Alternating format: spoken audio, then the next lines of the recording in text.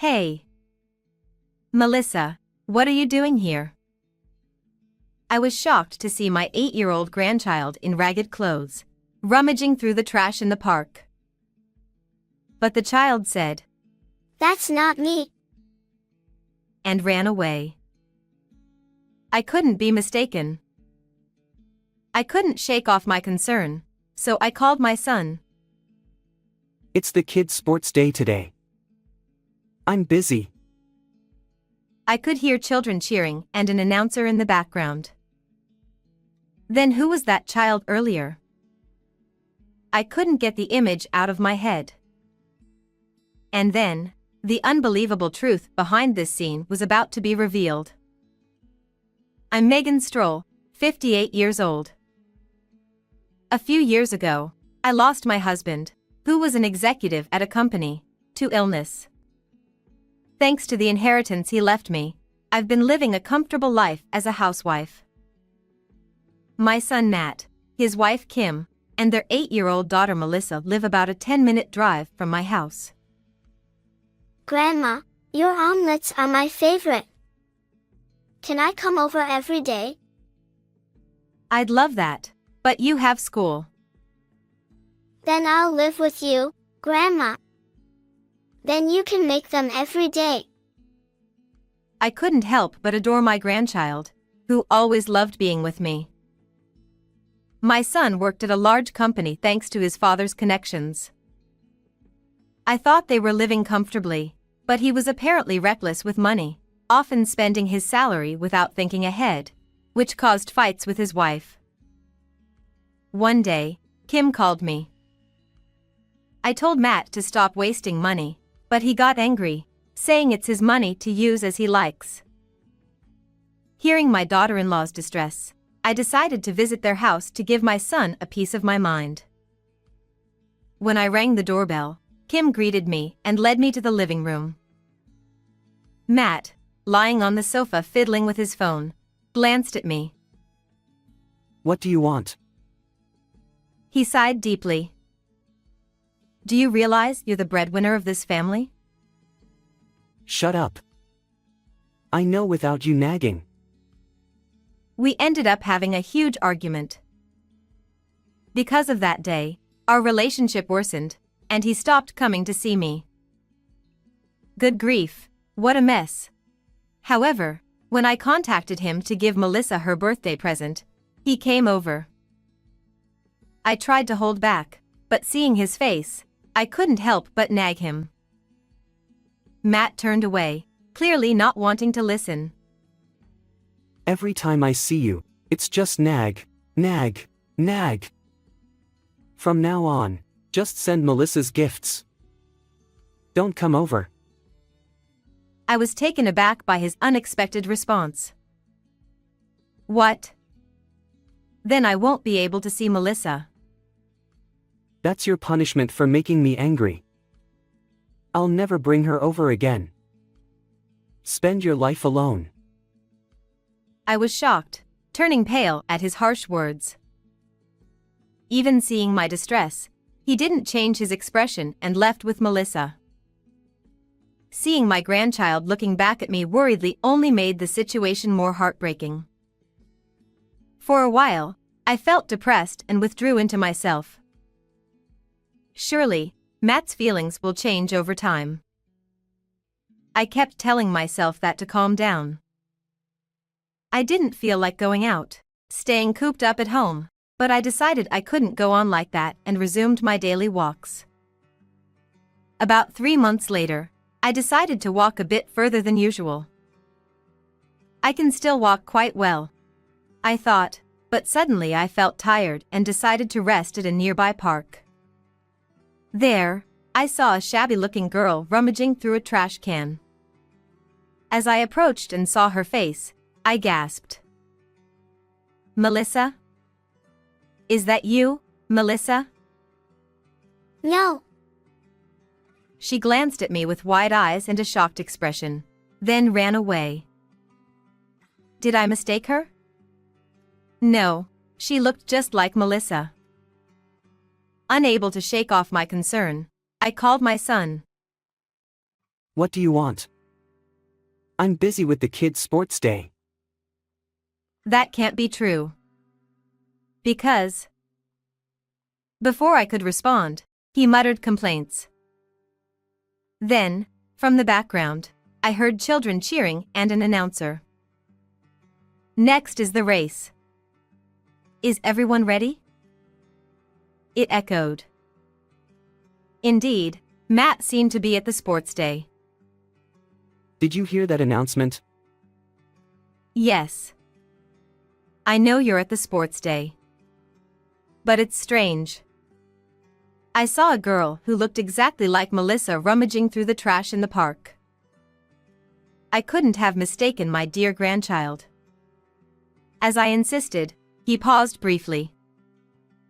Ha! What are you talking about? It's definitely someone else. Ridiculous. Don't call me for such nonsense. He quickly returned to his usual tone and abruptly hung up. Could it be a mistake, as he said? I felt a strange sense of unease and couldn't get that scene out of my mind. Feeling uneasy, I continued my walk, naturally heading towards my grandchild's school. But the usually lively grounds were empty and silent. What's going on? I was frozen in surprise when I saw a poster. The date showed the sports day had ended last week. My son's words were false. Then, the girl I saw in the park must have been Melissa. If so, where was my son? Questions filled my mind. Thinking it would be faster to confirm, I went straight to my son's house and rang the doorbell. After a short wait, the girl I saw in the park stood there in ragged clothes. Grandma, why did you come? As soon as she saw me, she shrank back, looking like she was about to cry. I hugged her tightly. So it was you in the park, Melissa. But why are you dressed like that? Where are your parents? No matter how many times I asked, she only repeated, It's nothing. I'm fine. Anyway, I'm coming in. Melissa tried to stop me from taking off my shoes, but I entered the house forcefully. The hallway was covered in dust, and when I opened the living room door, garbage was scattered everywhere, and it smelled of spoiled food. I was speechless at the sight of the room, so messy there was no place to step. What is going on here? I was just about to clean up. Grandma, please leave. No matter what I asked, she wouldn't answer. The bread on the floor had expired a week ago. The fridge was empty. Could Melissa have been alone all this time?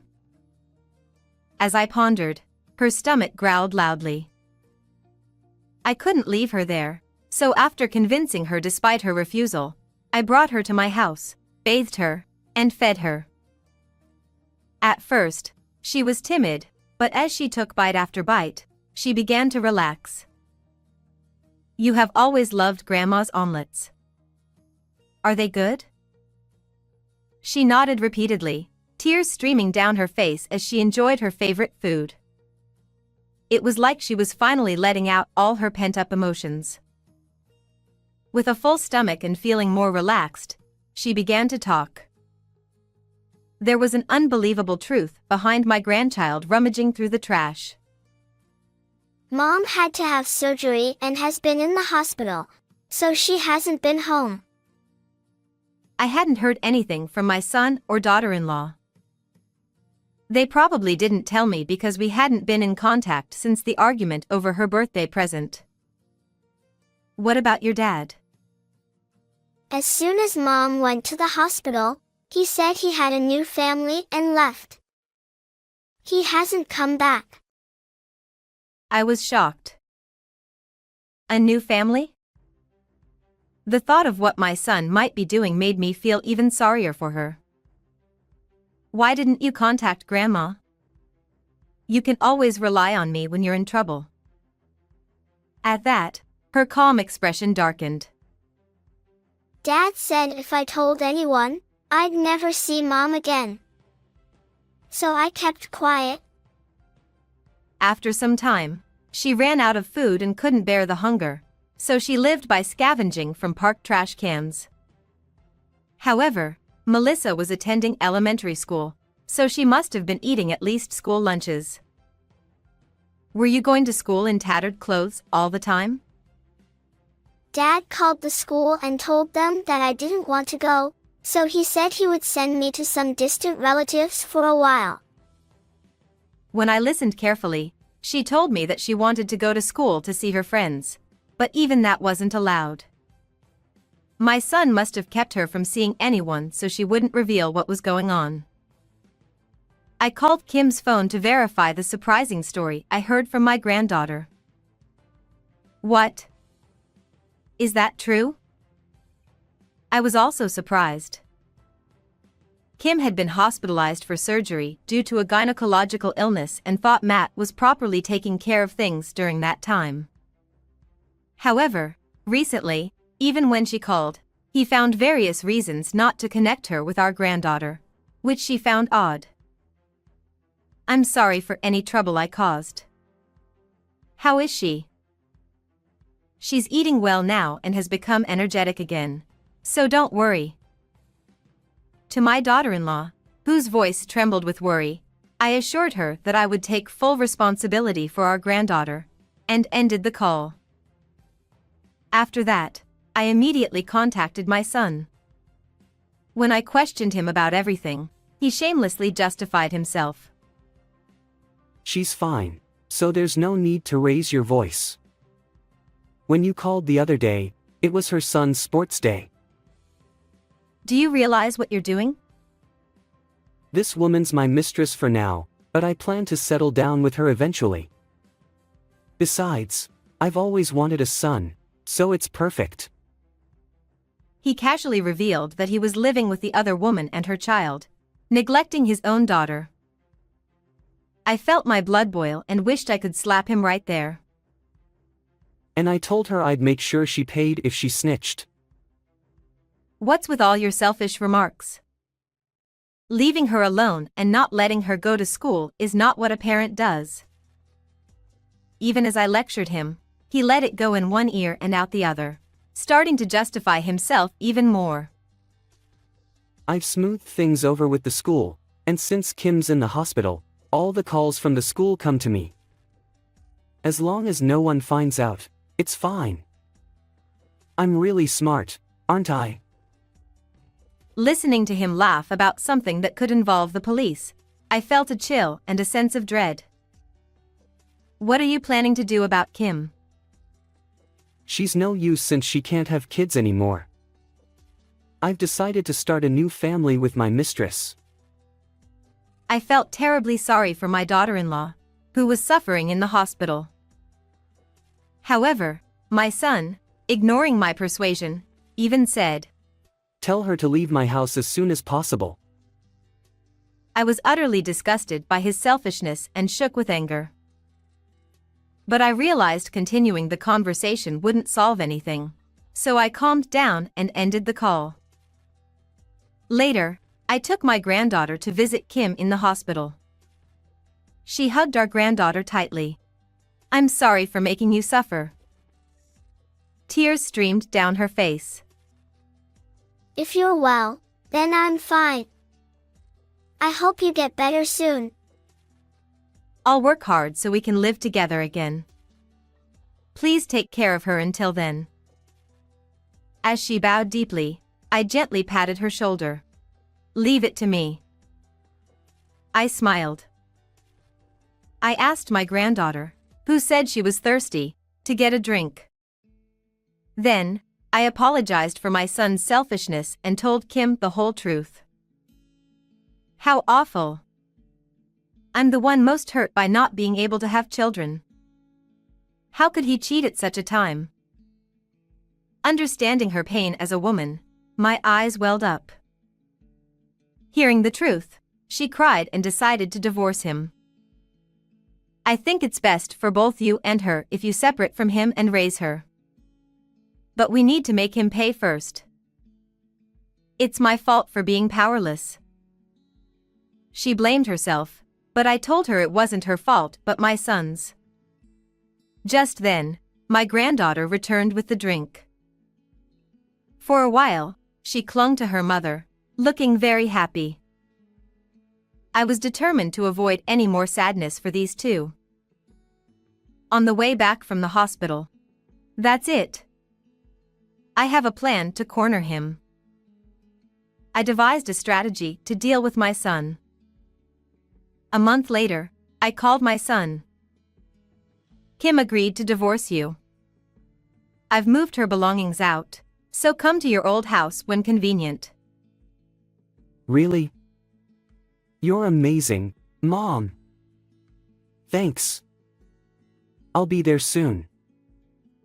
He seemed to be contacting someone and responded that he'd come in 2 weeks. With Kim still in the hospital, I facilitated their divorce. When the day he was supposed to come arrived, I waited, and a moving truck stopped in front of the house. From the second-floor window, I saw him and his mistress smiling as they walked up. I told my granddaughter not to come downstairs no matter what and went down. As I waited inside, I heard the sound of keys in the front door. Ha! The key's not working. What's going on? Irritated, he spoke from the other side of the door. I sighed and opened the door forcefully, glaring at him. Mom? What are you doing here? I told you I'd be waiting at your old house. He seemed shocked, eyes wide, not expecting to see me inside. What did you bring in the truck? My new wife's things. What are you talking about? This isn't your house anymore. I changed the locks too. What? You can't do that. This is my house. You're the one who told me to come here. Embarrassed, his mistress nudged him. What's going on?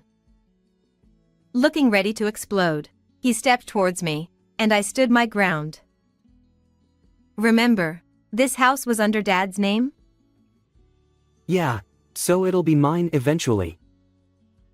He insisted it was his right to inherit. You're mistaken. I inherited this house after Dad passed. He must have lived carelessly, not even knowing this. If he had lived happily with them, I might have left the house to him eventually. But he abandoned his wife, who went through a tough surgery, and neglected our granddaughter. I revealed another harsh truth. By the way, I changed the ownership to Kim's name. He couldn't believe it and glared at me, but I wasn't fazed. I had planned everything so she and our granddaughter wouldn't struggle after I was gone. The divorce is finalized, and if you try to enter the house, it's a crime. I picked up my phone to call the police, and he hesitated. If you don't want to be reported, leave with the moving truck immediately. You've got to be kidding. I already gave up the apartment, and everything's here. Oh, that reminds me. I put your stuff in a storage unit. Here's the key and the bill. He yelled angrily, but I pretended not to hear. Goodbye. As I tried to close the door, he pushed back. I know you're really mad. Let us stay at the old house for a bit. I shook my head and gave him a cold stare. Don't you want a successor? Her son would secure the future. He tried to convince me desperately. Listening closely, I learned she was a single mom with a 6-year-old boy. 2 months ago, when Kim's illness was discovered, Matt started an affair with her. When I heard about the sports day, I thought he'd been cheating for a long time, but it had only been 2 months. Leaving his wife and child for a woman he barely knew was pathetic. I asked if she knew he had a family, and she nodded. If they're my blood, boy or girl, they're precious. Melissa is my only grandchild. Realizing I wouldn't budge, he glared at me menacingly, unlike my son. I stared back. From today, we're no longer mother and son. I can't accept someone who abandons his sick wife and child. He sneered. Fine. It's a relief not to deal with a nagging old lady. His rotten attitude left me speechless. Your job performance is terrible. Your boss only kept you because of your father. When I told him about this, he reconsidered your position. He often had poor attendance and behavior, likely leading to his dismissal. No way. I'll lose my job and salary. How will I live? He finally realized the gravity of his situation. Mom, I'm sorry. I'll change my ways. Don't abandon me. What if your son suffers? His words fueled my anger. How dare you? Who left Melissa alone without food? Enough nonsense. Seeing my fury, he fell silent. No inheritance for you. And you'll pay $30,000 for the affair and $70,000 for Melissa's support in one lump sum.